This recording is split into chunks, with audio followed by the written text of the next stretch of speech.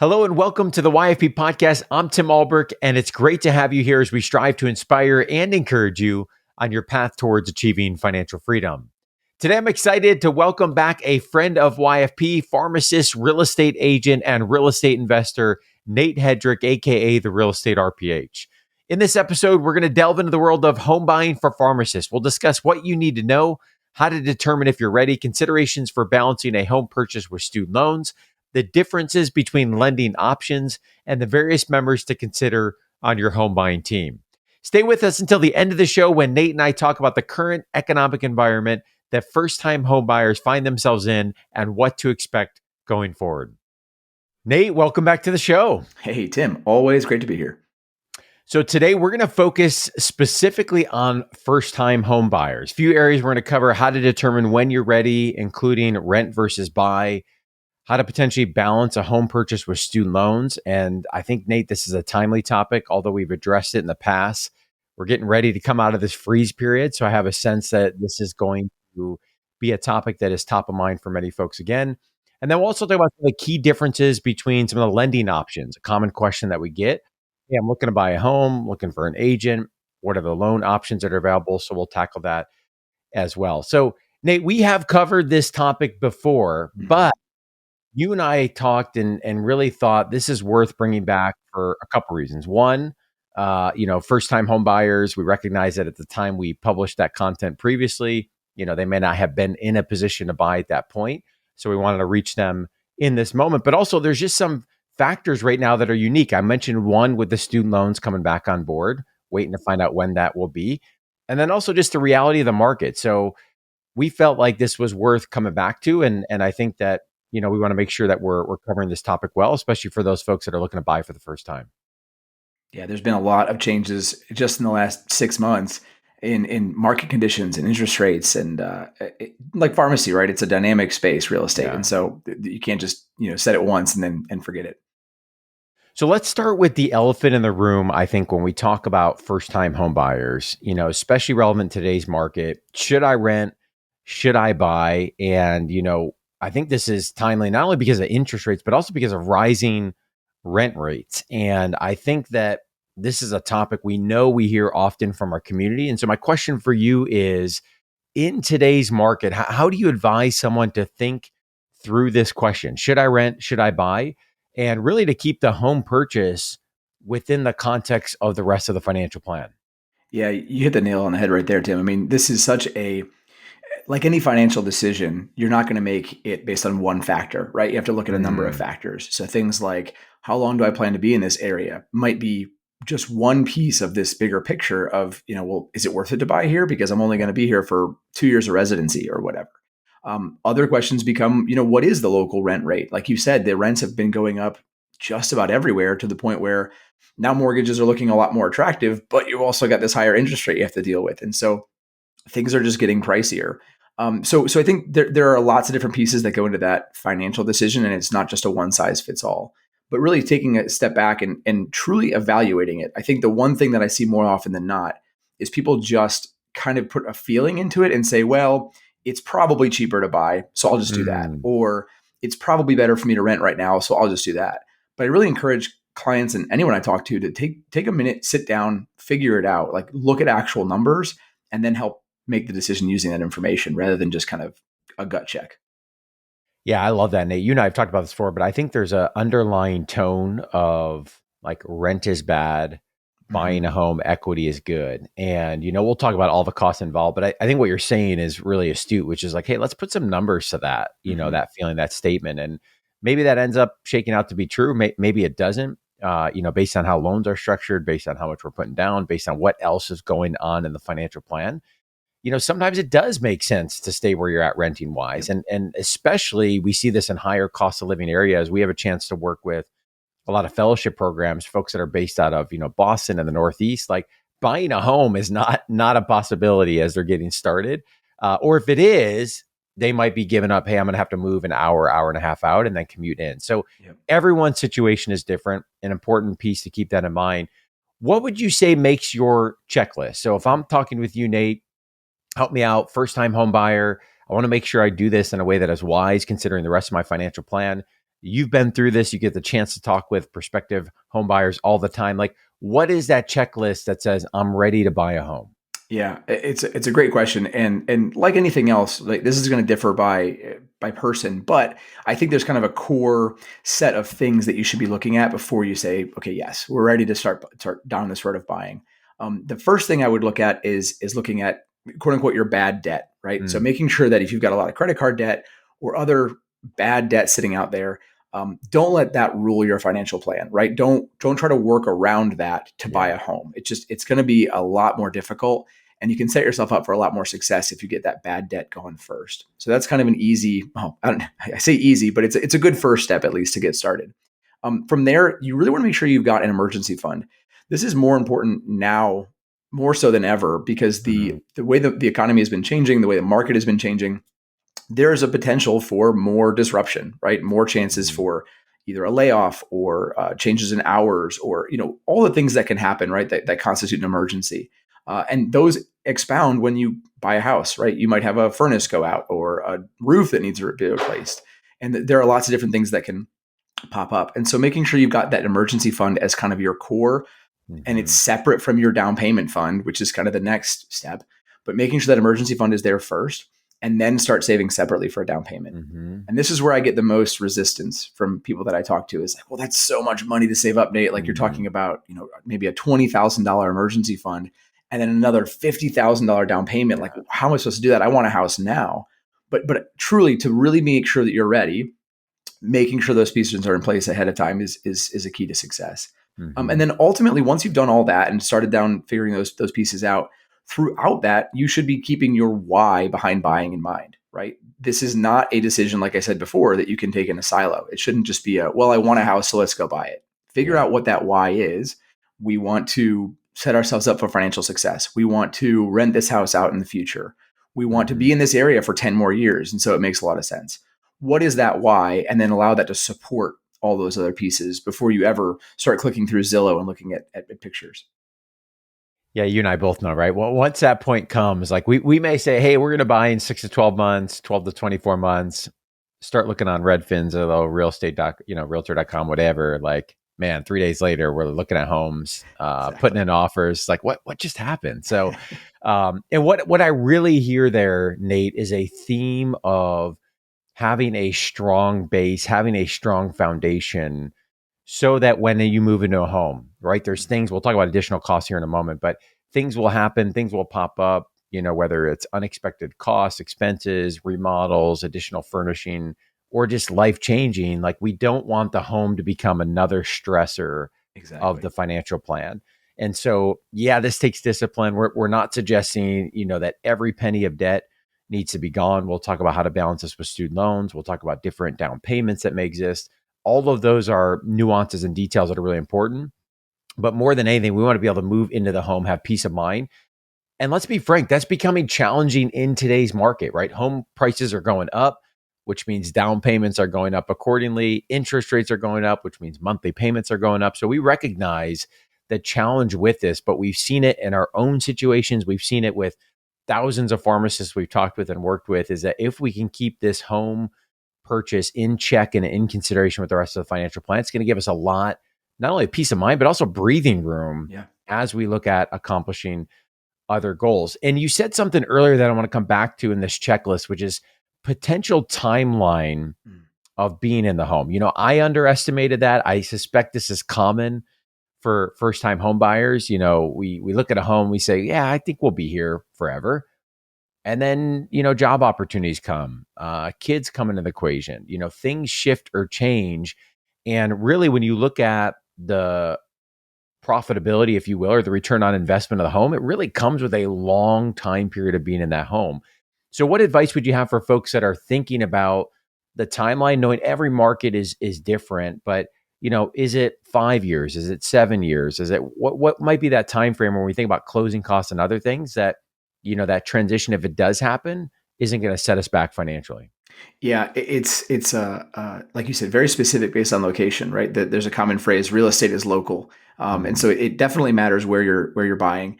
I think the average for the United States is something like 2.8 or 3 years, something like that, is the break even point, right? If you can stay in that house longer than 3 years, you're good. If it's less than 3 years, you probably Yeah. lost a little bit of money.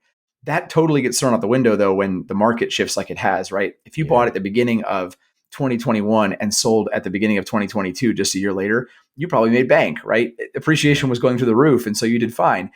Similarly, you might buy today and have to sell in 6 months, and you might lose 10% of value, right? Like there's no way for us to know. Right. So you can prepare, you can plan, but as you said before, things are going to change, right? You might find a new job in 2 years that you had never anticipated, and now you're moving across the country for that, right? So you can try to set this up as best you can.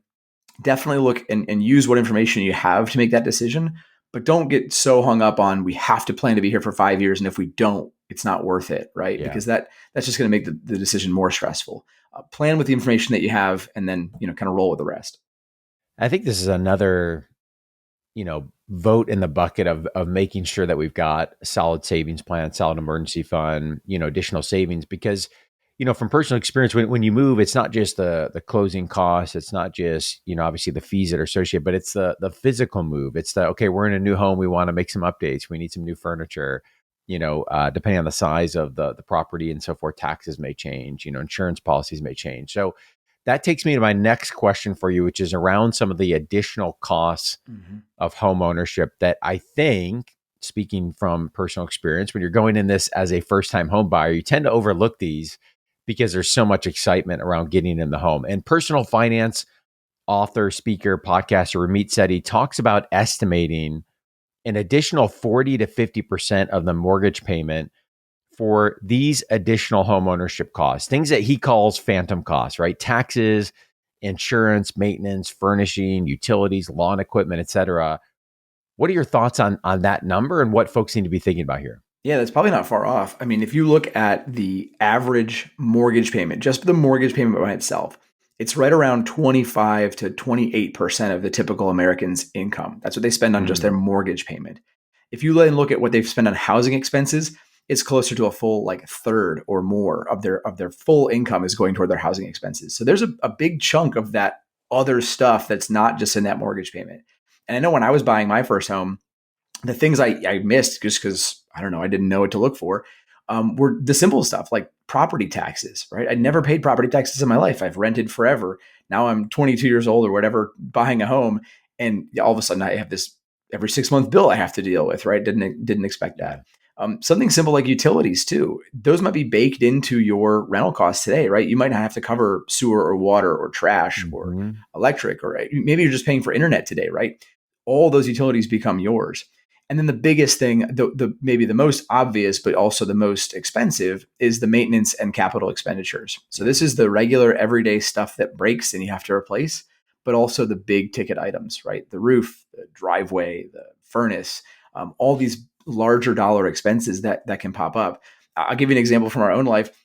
We were sitting having dinner the other day, and our like sort of dining room / kitchen area has this big gorgeous window that looks onto our backyard. It's like 5 foot by 4 foot, this huge window.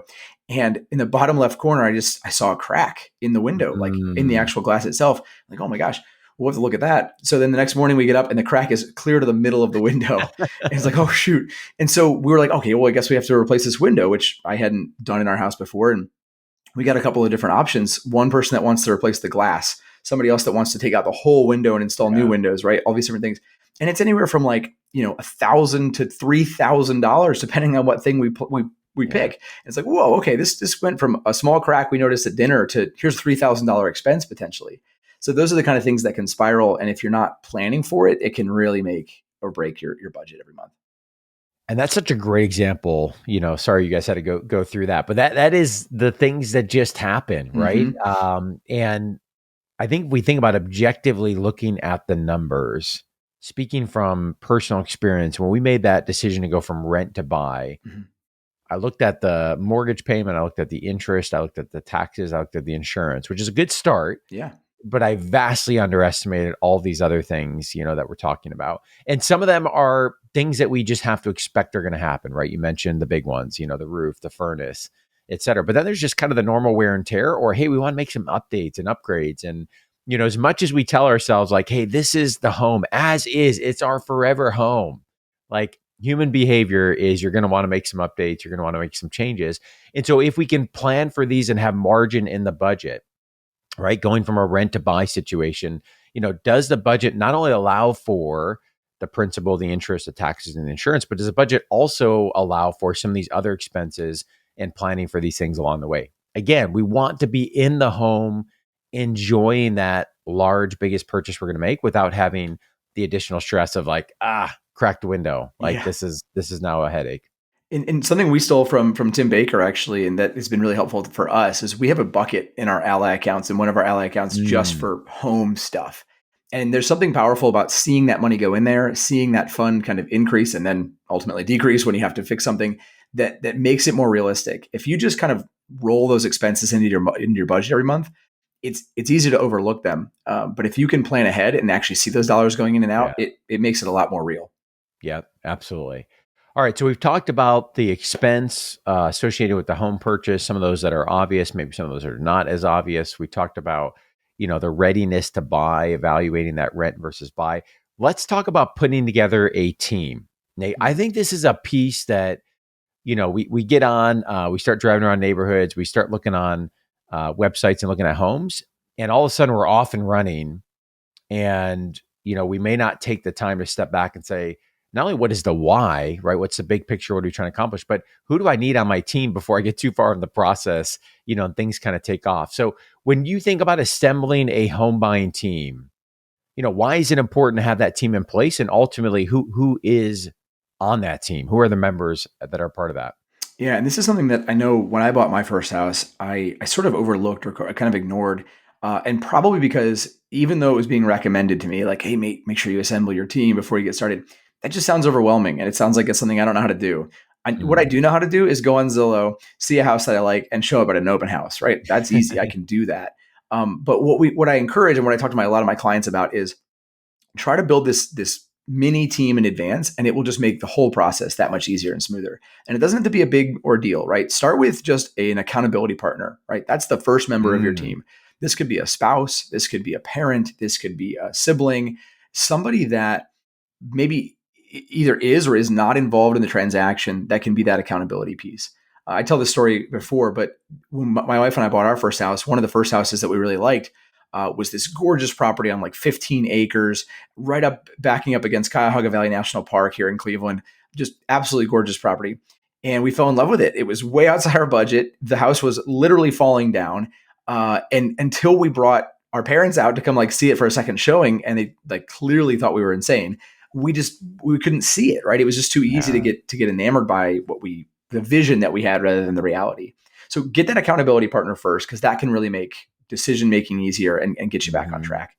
From there, the biggest pieces you need from there are really a lender and a real estate agent. And I mhm, typically recommend people get one or the other first, and then you can kind of expand from there. Um, Good agents are going to know good lenders. Good lenders are going to know good agents.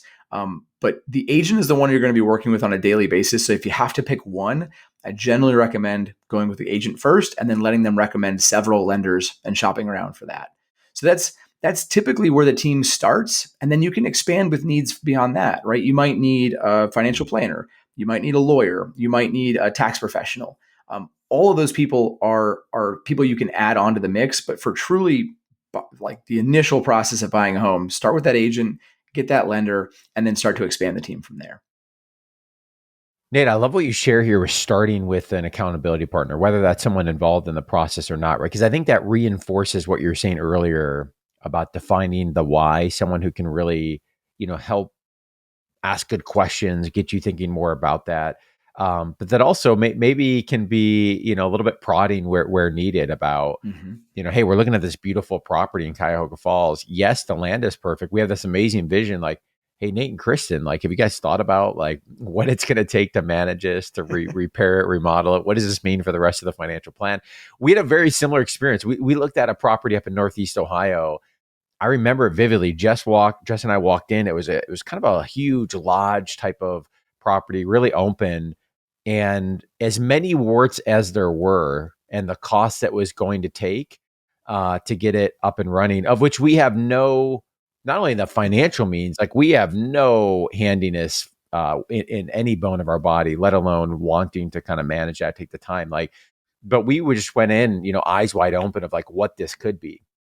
And, thankfully we kind of eventually got off that ledge and, looked at something that was a little bit more reasonable. But I think that speaks to some of the emotional side, especially on the first time home buyer, and how important it is to have that partner that once you then define the framework of, okay, what are we looking for? What's the budget? What's the game plan? How does this fit within the financial plan? Okay, now let's move forward with selecting an agent. Let's move forward with looking at lending options. Because I think we see this over and over and over again because of good marketing practices and other things. Someone is often running with a bank, and we have to remember that that bank, that institution, as nice of a person as they aren't asking you all the questions about how is this best going to fit in with your long-term financial plan, your long-term goals. And sure, you might get approved. We'll talk about lending options here in a moment, but that doesn't necessarily mean it's a good fit for your personal situation and the overall financial plan. So can't say enough about the team and making sure you've got that accountability partner and that the folks are there that are going to help you ensure that this lines up with your long-term plan. Nate, let's talk about the loan piece. I think for many pharmacists, this is where, we're itching to get started. We want to know what's the best rate, how much you have to put down. Conventional approach is 20% down, which allows for no PMI, no private mortgage insurance, a healthy cushion in terms of equity in the home. If for whatever reason, the home drops in value or you end up moving, needing to tap into equity. But it feels like more and more borrowers are seeking an option that is less than 20% down. And I suspect this is coming from, a few different areas. One, the desire to buy a home. We've talked about that, right? To get out of a rental situation. The second, I think, is that because of rising home costs, that means that if we hold true to that 20%, that's going to take more, right? To save for that down payment. It's going to take longer. And then the third is, I think for many pharmacists, first-time home buyers, student loans are eating away at their ability to be able to save for that down payment. So home prices are going up. 20% takes longer to save. Because I have these pesky student loans, it's harder to save for that down payment. So would you agree? Is this a trend that you're seeing in terms of a shift away from that conventional 20% down? Yeah, I do see quite a bit of people moving that direction. And some of it is simply because, like you mentioned, the rising appreciation we saw over the last two and a half years completely outpaced people's ability to save. I mean, if you were saving, let's say you were saving $1,000 a month, right? And that's a really nice chunk of change you're setting aside every single month for a down payment. But home prices are appreciating at 20% a year in 2021 and about 22% a year in 2022. Unless you're adding another $200, another $200, every single year on top of those monthly payments, you're not going to catch up. You're actually losing money toward your down payment just by appreciation outpacing you. So that alone is forcing a lot of people in all buying points, right, at all price points, to say, well, what other options do I have? Can I spend less upfront and then just ride the monthly payments out over the long period? So yeah, we're absolutely seeing that, and people are just looking for new options. So let's get to that here in a moment. What are those options? What might be the pros, the cons? What do we want to be thinking about? But I want to first address the student loans. This has become, prior to the pandemic, I would say this is an issue we heard over and over and over again. Hey, I'm itching to get into a home. I'm looking to buy a home, but the student loans are really a big barrier to allowing myself to, either fit this into the budget or be able to save for that down payment. That tone has shifted because of the pause now for 3 years. Obviously, that's going to be ending here in the foreseeable future unless something changes, which it could. But I want to talk about this balance. You wrote a blog article on this topic, balancing student loans with the home purchase. We'll link to that in the show notes. But what advice at a high level would you have for our listeners as they evaluate their options with buying a home with student loans? Also knowing that we might have folks that haven't been used to making payments for the past 3 years that are now going to be entering back into those payments.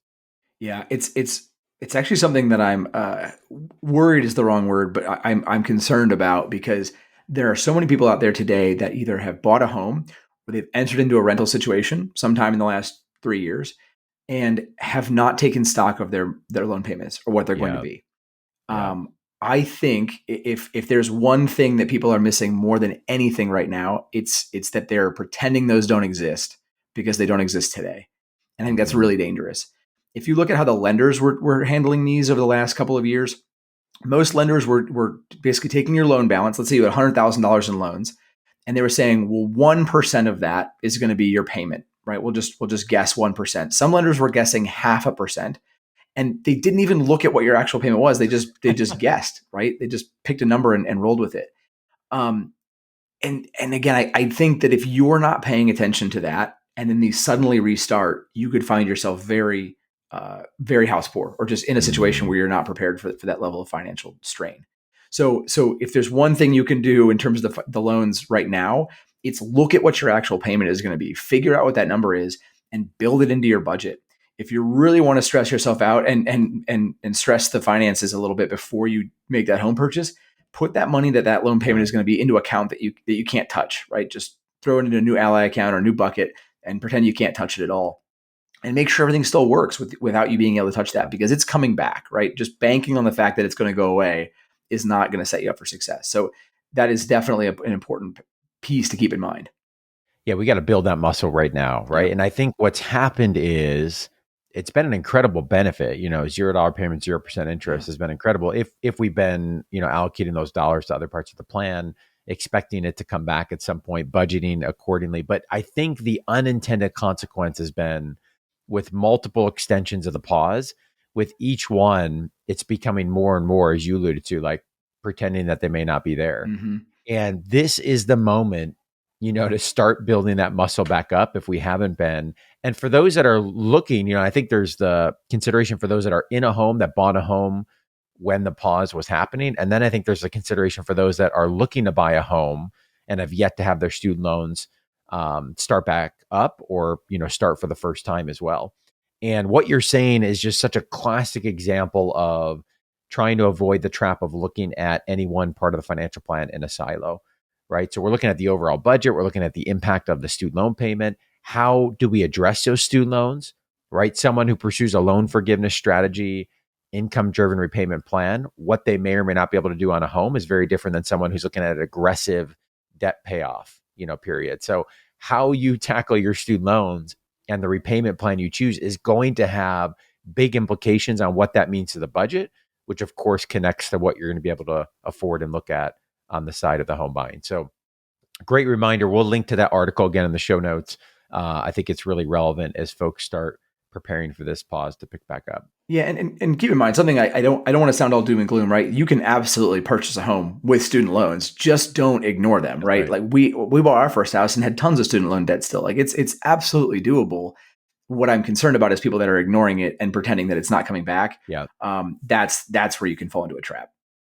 Yeah, we got to look at the numbers, right? Look at the budget, kind of objectively see what's there. So at a broad level, Nate, define the different types of loans that are available. We talked about conventional 20% down, no private mortgage insurance. But again, we see more and more folks that are pivoting, away from that. So that certainly is one option. What other options are out there that individuals should consider before they kind of get off and running with any one individual lending institution? Yeah, I think typically when I talk about loans, I break them down into three types. I'm obviously not a lender, right? Real estate agent and pharmacist, but not a lender. But the three basic types you're going to deal with are what we call conventional loans.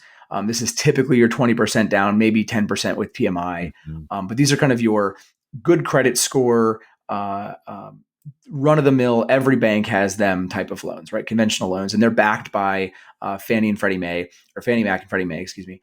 And those are going to be just, again, standard underwriting practice, right? Mm-hmm. You've also got government-backed loans. These are those that are attached to some sort of government-backed program. Either these are FHA loans, or these are USDA loans or VA loans. But there's some sort of government-backed entity with these. And you might need to qualify for those in the case of like a VA loan, or you might just, be able to offer this up through a certain type of lender. So those are available. Typically, the advantage of these loans is a lot lower down payment. But you might have different terms into a higher interest rate, or you're paying private mortgage insurance or things like that. And then the third type is kind of a hybrid, and that's really it's closer to a conventional loan, but that is a professional loan. And we've got lots of different types of these. The ones that most of our audience would be dealing with is a pharmacist home loan, but they're also called physician's loans or doctor's loans. Mm-hmm. And the idea is that you're taking the conventional loan product and you're underwriting it using the fact that the person buying the home is going to be a physician or a pharmacist, right? There's a lot more earning potential there, a lot more stability in their career, a lot more income earning potential down the road. And so they underwrite those a little bit differently. Typically, what that means is that you can get the lower down payment of a government-backed loan, but you get the conventional terms that come with a conventional loan. So you get no PMI, for example, or you get the lower interest rate that others are getting. So there's some advantages there. So each one of those loans has an advantage and a disadvantage in certain situations, and it's really on the individual to evaluate those with somebody that knows what they're doing Yeah. to make sure that you're finding what the right product is for you.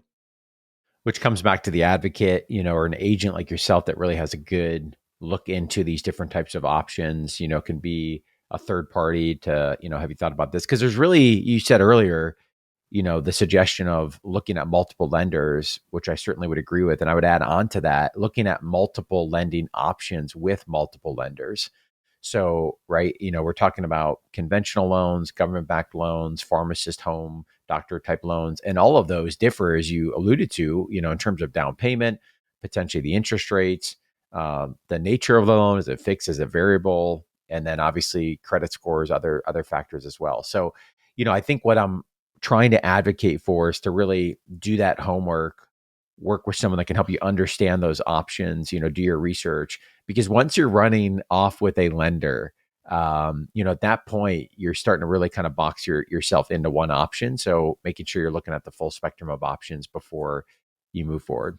And this is where a really good agent can start the conversation in the right direction too, Mhm. right? As real estate agents, we are not lending experts, but we know a ton of lending experts, right? So if a client comes to me and says, "Hey, Nate, I'm thinking about buying a home. I've only saved up, $10,000 for my down payment, and my credit score is not that great." Well, that's fine. Let's see if we can make that work. I'm going to get you in touch with 3 of my favorite FHA lenders. Talk with each one of them, explain your situation, and let's see what that Okay. looks like, right? So we can guide people to the right individuals to get that information rather Yeah. than having them just guess and start Googling things. So a good agent, if you're not sure about the lending process or not sure which the next step is, start with a really good agent, explain your situation. And while they're not going to be able to give you all the answers themselves, they're going to know the right people to talk to so that you can get those answers from the right individual. And for folks that are going through this right now or looking to get started here in the near future, as we mentioned on the introduction, Nate can really be that advocate for you. So we've built through the home buying concierge service. Nate can connect you with an agent all across the country. So you don't have to live just in Northeast Ohio to be able to tap into Nate's expertise.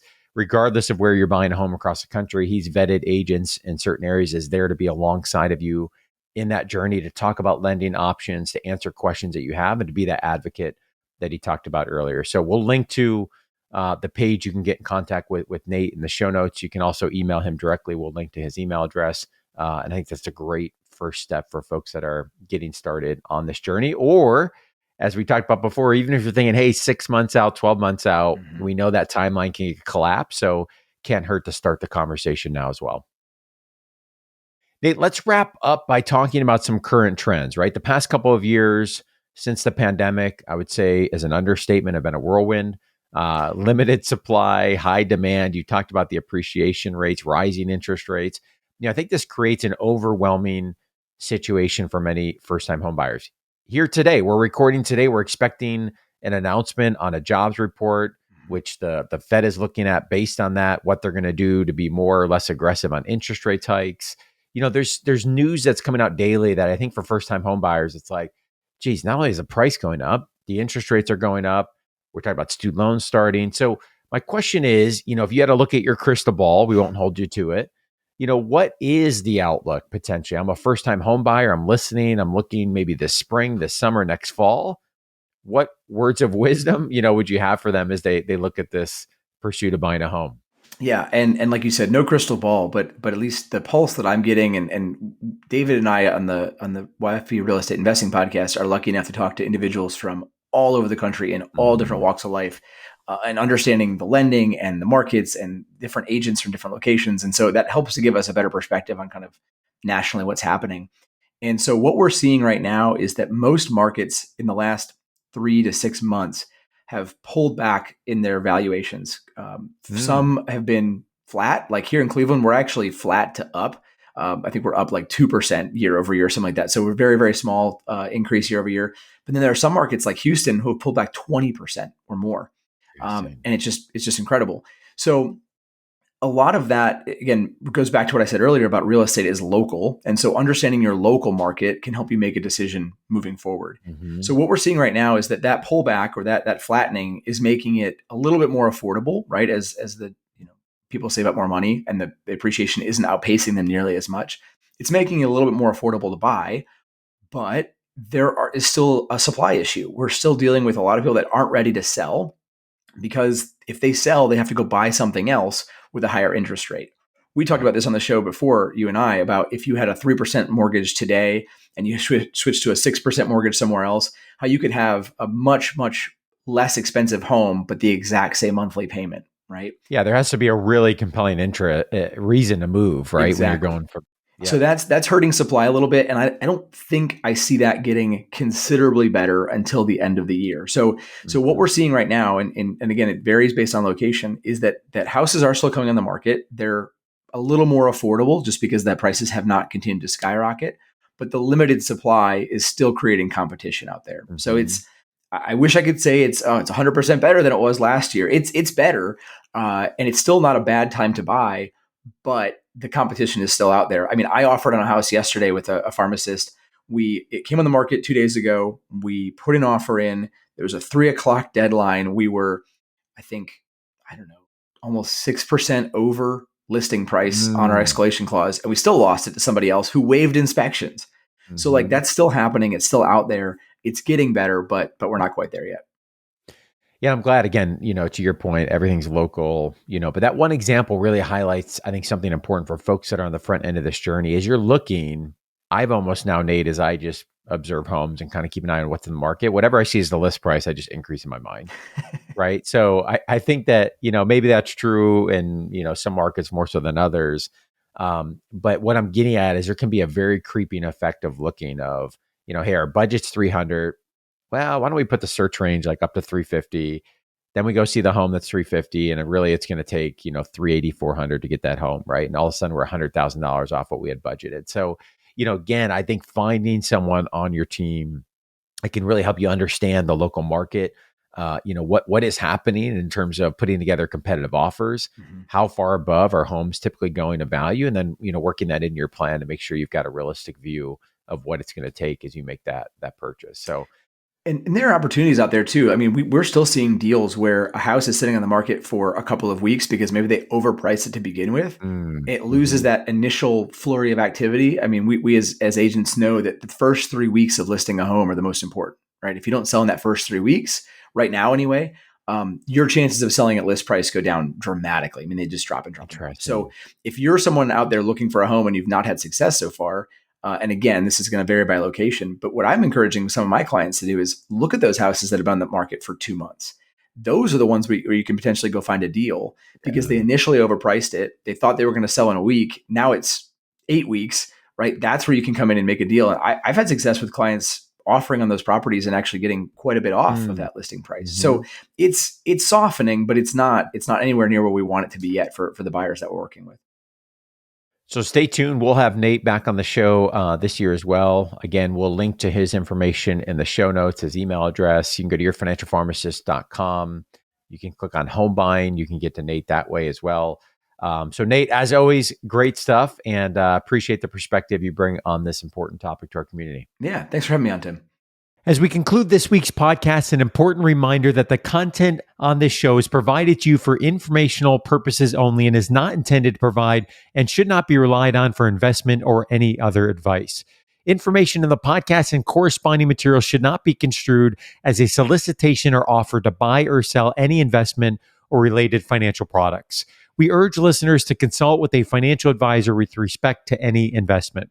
Furthermore, the information contained in our archived newsletters, blog posts, and podcasts is not updated and may not be accurate at the time you listen to it on the podcast. Opinions and analyses expressed herein are solely those of your financial pharmacist unless otherwise noted and constitute judgments as of the dates published. Such information may contain forward-looking statements which are not intended to be guarantees of future events. actual results could differ materially from those anticipated in the forward-looking statements. For more information, please visit yourfinancialpharmacist.com/disclaimer. Thank you again for your support of the Your Financial Pharmacist podcast. Have a great rest of your week.